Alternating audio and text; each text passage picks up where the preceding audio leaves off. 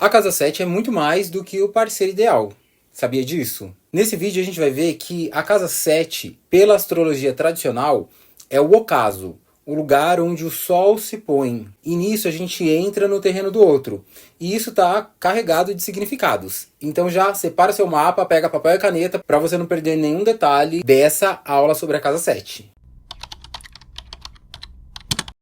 Olá para você, eu sou o Cássio Farias, o criador aqui do canal Falando de Astrologia. O canal que é para quem gosta de astrologia e quem quer aprender astrologia de verdade, lá na raiz, nos fundamentos, hein? Ó, a gente tá fazendo uma série de vídeos sobre o jeito árabe medieval de analisar as casas astrológicas. E nessa série a gente fala muito sobre os regentes da triplicidade, da forma como eles compreendiam. Então vou deixar aqui nos cards a playlist, tá? Para você poder ver os outros vídeos dessa série. Esse daqui já é o vídeo da casa 7. E na técnica medieval árabe, a gente não olha só o regente do signo da casa. A gente olha também os 3 regentes da triplicidade do elemento desse signo que tá aí nessa casa, entendeu? E aqui para a casa 7 a gente vai conseguir, através desses 3 regentes, analisar assuntos diferentes dentro da própria casa, tá? Então, ao longo do vídeo vocês vão ver que um vai falar sobre relacionamento, o outro vai falar sobre inimigos, o outro vai falar sobre parcerias. Mas antes da gente destrinchar todos os detalhes, vou pedir para você deixar aquele like no vídeo. Quem deixa o like mora aqui no meu coração. E também conta para mim nos comentários qual é o signo da sua casa 7 e fala para mim qual é o primeiro regente da triplicidade do elemento do signo da sua casa 7. Pra gente saber aí quem é que vai falar sobre relacionamentos na sua vida. Bom, aqui a gente está utilizando os regentes da triplicidade segundo Doroteus de Sidon, que é o que a maioria dos astrólogos tradicionais utilizam. Existem outras tabelas por aí afora, tá? Mas fiquem cientes que a gente está usando a principal, a mais utilizada, tá? De longe, a maioria usa essa que a gente está usando aqui. E lá no vídeo da casa 1, no final do vídeo, eu falei toda a tabela de triplicidade segundo Doroteus de Sidon. Tá aqui nos cards, para vocês darem uma olhada lá. Mas só recapitulando, não basta só olhar a tabela, você tem que saber se você nasceu de dia ou de noite. Porque se você nasceu de dia, o primeiro regente é o diurno, o segundo é o noturno e o terceiro é o participante.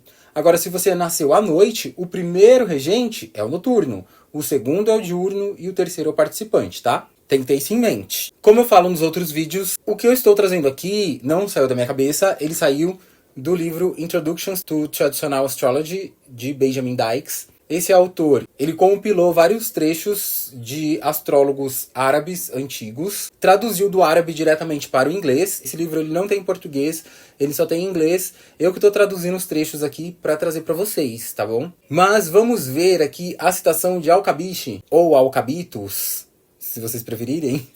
Né, gente? O nome árabe aí tem vários jeitos da gente pronunciar. Mas vamos ver o que ele disse sobre a casa 7. Vou colocar a citação aqui e vou ler com vocês.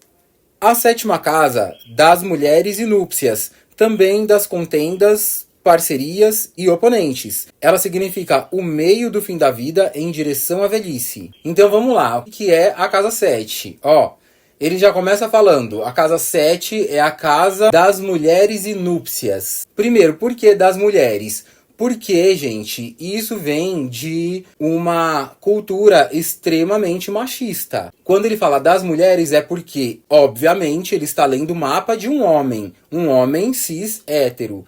Então, obviamente, a casa 7 vai falar das mulheres desse homem, não é nem da mulher, é das mulheres, né? Porque lá na cultura deles, eles podem ter quantas mulheres eles quiserem, entendeu? Então a gente tem que ter isso em mente.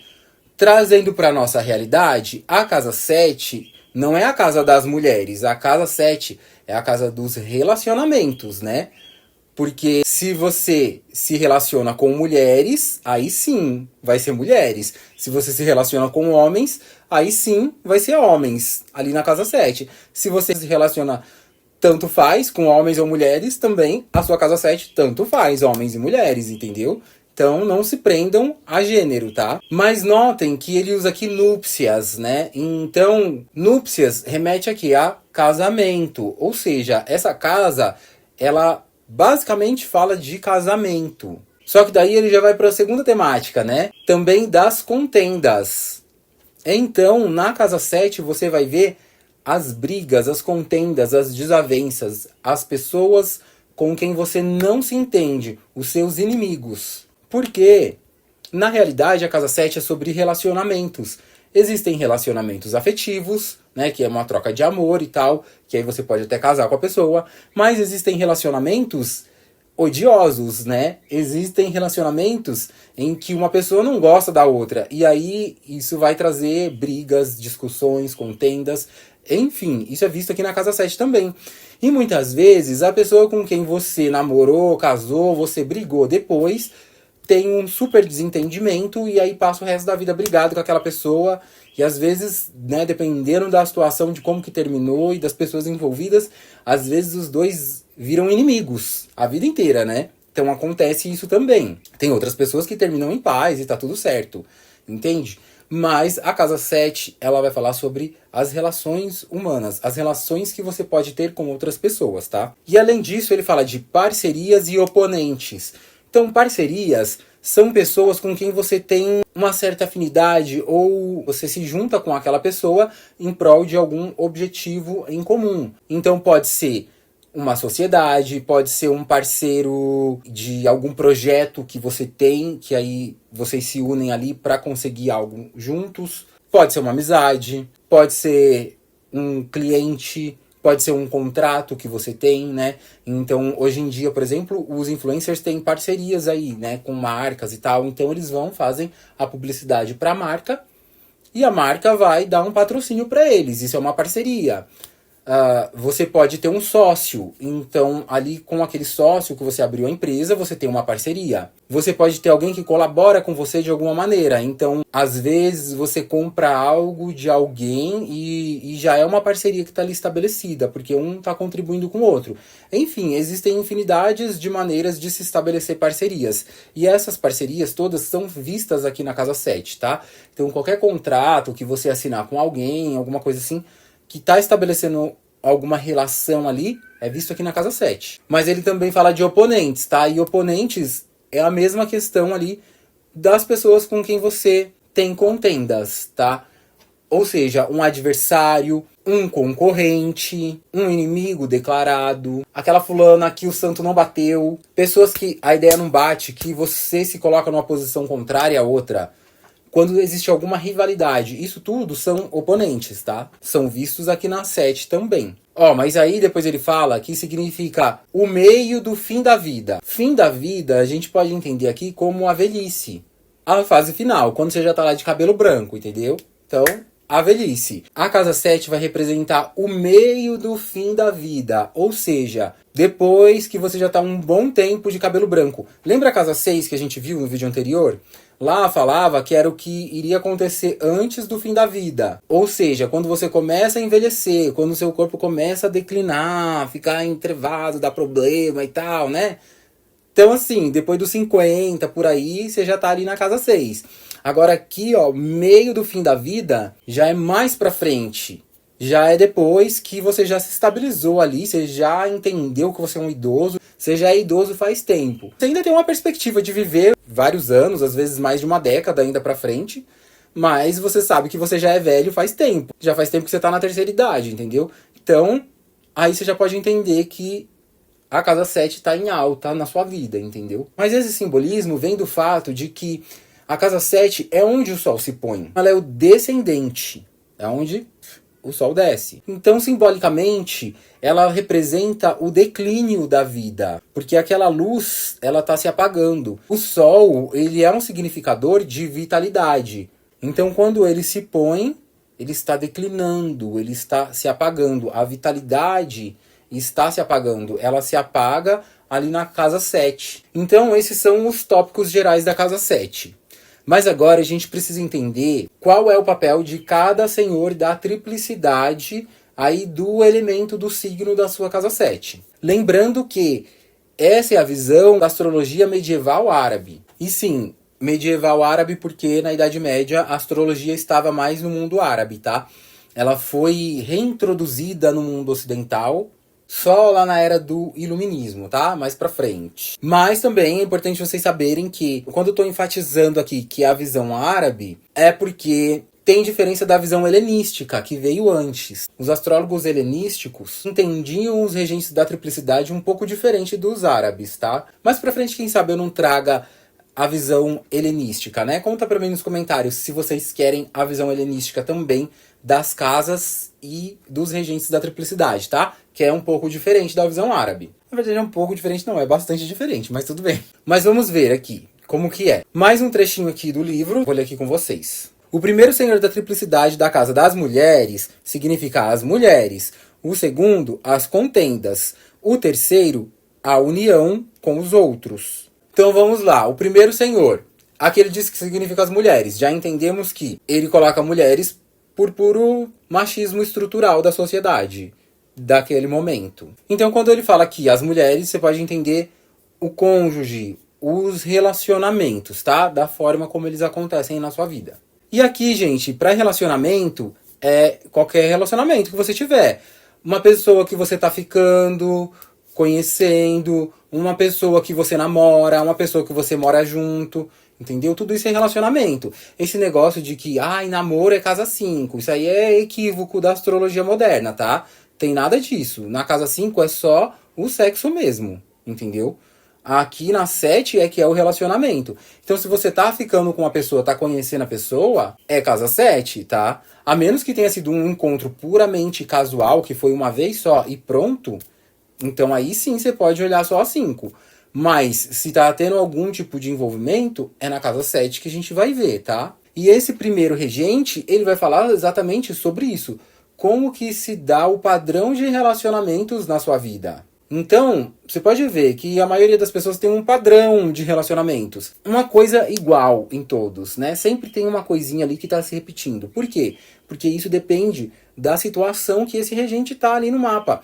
Então, não é para você aceitar isso. É para você entender como que está esse planeta no seu mapa, qual é a situação dele ali, para que você consiga entender esse padrão que você está repetindo nos relacionamentos e, a partir disso, você encontrar maneiras de se esquivar disso, maneiras de você sair daquele padrão. Porque quando você toma consciência de um problema, você tem ferramentas para não cair naquele problema de novo. É igual um buraco no meio da estrada. As pessoas vão passando e caindo no buraco, porque não tem nada sinalizando ali. Agora, a partir do momento que alguém vai lá, pega um pedaço de galho de árvore e coloca naquele buraco e fica bem alto, assim, entendeu? Você de longe olha e tá vendo ali, ó, tem um buraco ali. E aí você desvia do buraco. Então o objetivo é esse, entender qual que é o buraco aí, para você poder desviar, entendeu? Mas também tem pessoas que estão com a área de relacionamentos fluindo muito bem, então tá tudo certo, entendeu? Bom, mas o segundo senhor vai falar sobre contendas. Por contendas, a gente pode entender brigas e competições, inimizades. Esse segundo planeta, o segundo regente do elemento do signo da sua casa 7, vai explicar como que se dão as inimizades na sua vida, as pessoas com quem você bate de frente, os seus concorrentes, os seus inimigos declarados, aquelas pessoas que o santo não bate. Então qual é a situação desse planeta, em que casa que ele tá? Que dependendo de como ele tiver, da situação dele, às vezes você nem tem muitos inimigos, não tem muita gente que você tem problema, assim, às vezes não acontece isso, porque às vezes esse planeta tá numa casa muito positiva, ele tá bem colocado, entendeu? Agora, às vezes esse planeta tá numa situação bem delicada. E aí você acaba tendo muitos inimigos, né? Então é importante analisar isso dentro do contexto do mapa. Bom, e o terceiro? O terceiro regente vai falar sobre a união com os outros. Então aqui já seria o contexto de parcerias. É sobre a capacidade de se associar e cooperar mutuamente. Aqui fala sobre pessoas com quem você pode fazer acordos, com quem você pode estabelecer algum tipo de vínculo, com quem você pode ter uma sociedade. Então é esse tipo de coisa que esse terceiro regente vai falar, tá? Qual é a situação dele dentro do mapa, o contexto geral dele. Isso vai dizer como se dão essas parcerias. Vão ter pessoas que vão conseguir estabelecer boas parcerias. Tem pessoas que vão se dar mal nas parcerias. Tem pessoas que nunca vão ter parcerias. Legal, mas como analisar isso dentro do mapa? Como que a gente vai entender a situação desses planetas dentro do mapa? Como eu falo, gente, primeira coisa de tudo é olhar as dignidades essenciais, ou seja, a dignidade que o planeta tem por signo. Então, esse planeta ele tá no domicílio, ele tá na exaltação, onde ele tá, pelo menos é um signo que ele tem triplicidade. Qual triplicidade que é? Diurna, noturna ou participante? Porque se você tá com um mapa diurno e esse planeta está na triplicidade dele, tá num signo onde ele tem triplicidade e é a triplicidade diurna, então beleza, esse planeta ele tem uma força aqui. Agora, se o seu mapa é noturno e o planeta tem triplicidade diurna, olha, já não é a mesma coisa, entendeu? Porque ele tá fora de seita, então a seita vai vogar muito. Se ele só tem a triplicidade participante ali naquele signo que ele não vai ter muita capacidade, não, tá? Não vai ter muita força ali, não. Aí é importante também analisar os termos. Porque se o planeta estiver no próprio termo, ele tem uma certa dignidade ali. Porque, assim, às vezes o planeta ele pode estar no exílio dele. Mas mesmo lá no exílio, vai ter alguns graus que vão pertencer a esse planeta. Desde que não seja Sol nem Lua, né? Porque Sol e Lua não tem termos. Então, se o planeta está nos próprios termos, é como se ele tivesse na própria embaixada. Então, vamos dizer, às vezes você está lá na Arábia Saudita, entendeu? E aí lá você não tem nenhuma dignidade, porque você não sabe falar a língua de lá, você não entende a cultura de lá, você não tem nada a ver com aquele lugar. Mas olha só, você está dentro da Embaixada Brasileira. Ah, na Embaixada Brasileira são as leis do Brasil que vogam, entendeu? Então, é sobre isso quando o planeta tá no próprio termo, tá? Ou pode ser que o planeta esteja na própria face. Se ele estiver na própria face também, é a mesma coisa que nada, quase. A única coisa, assim, é que, né, tem alguma coisa ali pra ele ter alguma expressão. Mas é quase como nada, entendeu? Então, vocês têm que entender essas nuances. Isso eu tô falando aqui de dignidades essenciais, tá? Mas aí tem a questão das casas. Que tipo de casa que esse planeta está? É uma casa cadente? É uma casa sucedente? É uma casa angular? Se ele tiver numa casa angular, ele tá muito bem por casa. Se ele tiver numa casa sucedente, tá ok. Se tiver numa casa cadente, já não é muito legal. Ele já tá numa perda ali. Ele já começa a não ter tanta expressividade. Mas mesmo assim, tem casas cadentes que são positivas, tipo a casa 9, por exemplo. Tem casas sucedentes que, por mais que o sucedente seja ok, algumas já não vão ser tão boas assim, porque elas não têm visibilidade a partir da casa 1, a partir do ascendente, então tem que ficar esperto com isso. Por exemplo, a casa 2 é uma casa que fala do dinheiro, do sustento, mas ela é uma casa que não tem visibilidade a partir do ascendente. Então o planeta que está ali, ele está meio que em stand-by, entendeu? Tá funcionando em plano de fundo. Não é uma coisa tão visível, entendeu? Então, tem que analisar isso daí. Em todos os vídeos eu estou explicando a situação da casa em questão que a gente está analisando. Por exemplo, a casa 7, que é essa daqui desse vídeo, é uma casa angular. Porque lembra, tem o ascendente, ele é o principal ponto. O que tiver oposto a ele é o descendente, que é a casa 7 que a gente está falando agora. Então, tá no ângulo ali, ascendente e descendente. E tem o ângulo meio do céu e fundo do céu. Casa 10, casa 4, tá? É ângulo também. Mas, lembre-se disso, casa 7 é uma casa angular.